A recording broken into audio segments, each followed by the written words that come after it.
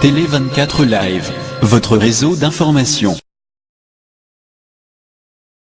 Pour les coprésidents des concertations, la journée de ce mardi a d'abord commencé avec cet entretien avec le chef de l'État dans son bureau de travail du Palais du Peuple. Après avoir fait rapport à l'initiateur même de ces assises, Aubin Minakou et Léon Okengo ont rejoint le groupe de contact en la salle de banquet. Sur place, il est question pour les coprésidents des concertations d'annoncer la date retenue pour le lancement des travaux proprement dit, ainsi que d'autres modalités. Le président a retenu la date du 4 septembre pour l'ouverture solennelle des travaux des concertations nationales par le président de la République. Puis s'ensuit la signature du règlement d'ordre intérieur, document élaboré et validé à l'issue des échanges nourris et parfois même houleux entre le délégué de composantes. C'était un travail laborieux qui initialement ne devait prendre que 2 jours, mais finalement il a pris 6 jours parce qu'on tenait à faire un travail sérieux, un travail qui rassure tout le monde.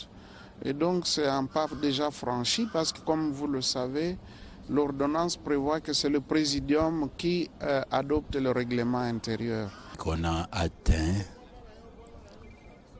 l'objectif ou les sous-objectifs d'un processus. Maintenant, il faut viser un autre sous-objectif avant d'atteindre la finalité. L'objectif, c'est également de mettre en place un certain nombre, de mécanismes qui nous garantiraient la totale maîtrise du processus. Parce qu'effectivement, la crainte du mouvement de libération du Congo était de servir de caution passive à des desseins cachés de la majorité. Aujourd'hui, donc, les concertations sont convoquées pour le 4 septembre. Maintenant, le MLC va se retrouver en son sein pour établir les stratégies qui lui permettront d'avoir une influence significative, si vous voulez, dans le déroulement de ces travaux. Télé 24 Live, votre réseau d'information. La diaspora congolaise fédérée vient d'être reçue par le présidium des concertations. Nous avons présenté nos préoccupations qui sont majeures. Vous imaginez ce que la diaspora congolaise représente? Plus de 7 millions d'âmes de vos frères et sœurs qui vivent à l'extérieur, qui assurent votre quotidien social à 60%. Allez chez Western Union, allez chez MoneyGram et autres agences. Vous allez voir comment, par exemple, en 2011, la diaspora, tout ce que le Congolais et l'étranger a envoyé de manière officielle, a atteint près de 9 milliards, dépassant largement même le budget de l'État congolais. Nous sommes déçus parce que au comité préparatoire, une place réservée par la diaspora congolaise a été occupée par les politiques et la société civile. C'est vrai qu'on a inséré la diaspora congolaise dans la société civile, mais tout ce que nous vous demandons, comme ils disent qu'il y aura 686 délégués, nous demandons 10%, parce qu'avec 7 millions, on estime la population générale du pays à 70 millions, nous demandons 68% des sièges pour les Congolais et 68 sièges pour les Congolais de la diaspora. Il y a une fracture aujourd'hui. Aujourd'hui, nos autorités ne circulent plus librement en Europe. Il y a la radicalisation à outrance, parce qu'à cause de la mauvaise gouvernance. La mauvaise gouvernance a fait de manière à ce que nous devenions les pourvoyeurs de nos familles qui sont restées ici au pays. Voilà pourquoi, quand ils parlent de la cohésion nationale, ils doivent réellement confectionner cette cohésion. Et ils doivent compter sur nous. Et une autre chose, parce qu'ils ont toujours eu l'habitude de dire que la diaspora vient à l'ordre dispersé. Aujourd'hui, il y a une organisation, une plateforme qui réunit toutes les organisations qui avaient soumis leur cahier des charges. La diaspora, et ensemble, nous allons plaider et défendre la cause de vos frères et sœurs qui vous aident ici, qui vous font manger ici. Je vous remercie. Télé 24 Live, votre réseau d'information. Vous savez que moi, je n'étais pas au début des travaux, hein. Vous le savez bien. Pour l'instant, je n'ai pas un message à dire à la population. Je dirai quelque chose à la population quand je vais m'imprégner des textes qui sont négociés. Sinon, ça sera tôt pour moi de dire quelque chose. Mais je constate que ça avance. Le rapport n'a pas été lu. mais l'usage protocolaire pour le dépôt des documents a été fait. J'ai vu ça, j'ai constaté. Je pense qu'à ce qui concerne l'usage protocolaire, c'est une bonne chose. Pour le reste, je dois lire les textes. Télé 24 Live, votre réseau d'information. Oui, effectivement, je crois que les modérateurs ont rendu fidèlement les conclusions de nos travaux, telles que nous les avions adoptées lors des réunions du groupe de contact. Cela incarne effectivement les recommandations, les aspirations, si vous voulez, des membres du groupe de contact. Pour ce qui nous concerne en tant que jeunes, j'étais là délégué de la jeunesse. En plus de remercier le présidium ainsi que l'ensemble des membres du groupe de contact qui ont accepté la participation de jeunes au sein de ces groupes, il convient de relever que nous avons fait un plaidoyer particulier pour que soit inséré la problématique ou si vous voulez les questions de jeunesse dans le corps des thématiques, notamment celles qui concernent la gouvernance, mais aussi pour que le nombre de délégués des jeunes soit revu à la hausse conformément aux revendications légitimes de la société civile. Écoutez, je ne saurais vous dire un nombre précis, mais nous sommes en train de discuter d'abord au sein de la composante société civile. Mais la société civile dans son ensemble a demandé que son quota soit revu à 20%, soit relevé à 20% de l'ensemble des participants. C'est ce qui va faire à peu près 139 délégués au total. Nous avons parlé du consensus, le vote n'est pas prévu, mais il y a plusieurs mécanismes à la disposition du présidium pour arriver à mettre les uns les autres à l'intérêt supérieur de la nation. Les fils et les filles de cette grande république savent se mettre d'accord et ils l'ont démontré. Et je ne peux que les en féliciter. Merci. D'abord, ça s'est très bien passé. Comme nous dirons, friction, il n'en manque pas. Mais ce qui compte, je crois que c'est la bonne fin. Nous avons bien atterri. J'ai même vu encore en dernière minute la présence de Orengankoy, qui a renchéri un peu par ses salutations. Et je pense que tout s'est bien passé. D'abord, qu'est-ce que nous avions comme mission? La première mission était d'enrichir le règlement intérieur, le projet qui avait été présenté par les présidiums. Deuxième, c'est d'enrichir les thématiques. Et je pense que dans les deux cas, un travail a été abattu. On a pris en considération les préoccupations de l'ensemble des composantes.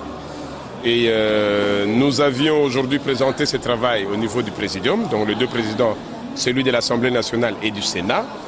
Eux vont de nouveau lire, parce que c'est eux qui nous ont demandé ce travail. Ils vont nous lire et ils vont nous convoquer. Pour Vital Kamere et les siens, rien à faire. Le processus entamé pour la tenue des concertations nationales par le présidium ne rassure en rien une issue heureuse, en plus du fait qu'il n'est pas sans exclusive. l'UNC ne veut pas trahir son peuple. Nous refusons ça. Et nos collègues qui sont partis dans cette aventure, se sont lancés dans cette aventure, et ils vont nous donner les raisons, pas longtemps. Parce que ces concertations accoucheront d'une souris noire. Mais parce qu'il n'y a aucun réalisme qui rassure. Comment voulez-vous organiser les concertations alors qu'il n'y a pas de signaux de décrispation? Jean-Claude Vouemba est président du MPCR et vice-président du groupe UDPC allié. Pour lui et ses pairs, aucune avancée considérable n'a été enregistrée, donc pas question de s'inscrire dans la démarche du présidium. Mais nous l'avons déjà dit, nos préalables n'ont pas été entendus. Il a fallu que M. Kabila puisse modifier ou bien refaire son ordonnance. Cadre juridique qui nécessitera tout justement afin que nous puissions aller de l'avant. Nous sommes au Congo, nous savons très bien au Congo comment les hommes changent, comment les femmes changent. Hein, et que demain ou après-demain, nous risquons qu'on puisse nous présenter l'ordonnance de M. Kabila. En ce moment-là, qu'est-ce que vous allez dire? Vous savez tous que ceux qui viennent ici, c'est pour les postes ministériels, mais pas l'UDPC à Lille. Télé 24 Live, votre réseau d'information. Bon, on parle de cette cohésion nationale. Je pense que la chose que nous devons être clair et précis, on n'arrive pas à faire semblant. L'hypocrisie a détruit ces pays. Le problème est le facteur T, Tshisekedi. Alors, comment est-ce que nous allons rejoindre Tshisekedi, qu'il se retrouve avec Kabila? Parce que l'un d'eux a obtenu une trentaine de pourcentages aux élections et l'autre une quarantaine de pourcentages. Donc déjà, si on parle de cohésion, on ne peut pas y parler sans avoir Tshisekedi. Dès lors que vous ne l'avez pas, vous avez tout sauf cohésion nationale. Alors il faut que nous puissions dire aux politiciens de cesser de se moquer de ce peuple congolais. Télé 24 Live, votre réseau d'information. Serge Ouello est connu pour son activisme au niveau de la diaspora congolaise. Vous savez, aujourd'hui on parle de la guerre à l'Est. Un certain 24 avril 2006, quand Serge Ouello au Canada a infiltré la salle où Kagame devait être honoré, j'ai regardé Kagame dans les yeux, je lui ai dit: Kagame, vous êtes un criminel, vous portez dans vos mains les 105 millions de Congolais, les Congolais vont juger. J'ai été arrêté, on est allé en cours, en procès. J'ai été acquitté, j'ai gagné. C'était la victoire du Congo face à Paul Kagame. Donc Serge Ouello le connaît de par son amour pour ce pays. Et j'ai fait un saut en politique et je suis arrivé à l'ECD, un très bon parti qui prône le civisme et la citoyenneté. Donc normalement, ce que je reproche au président Martin Fayulu à l'ECD, c'était une note interne, une suspension avec un délai d'une semaine pour clarifier ma position pour je ne sais quoi. Malheureusement, le président Martin Fayulu a pris le luxe de publier cette note interne du parti sur Internet dans le but de me salir, dans le but de m'humilier. Je ne sais pas, lui, l'ECD a dit de ne pas faire partie de ces concertations qu'il qualifie de kabilistes. Voilà pourquoi moi, je suis élu président de la diaspora congolaise fédérée. Nous sommes aussi en train d'évaluer sur la franchise et la sincérité de cette concertation, de la même manière que l'ECD, dans le FAC, est en train de demander un dialogue franc et sincère. Personne n'a décidé quoi que ce soit, mais par manque de tact, vous savez, on peut bien lire le français, mais il faut savoir lire la politique. Je vous remercie.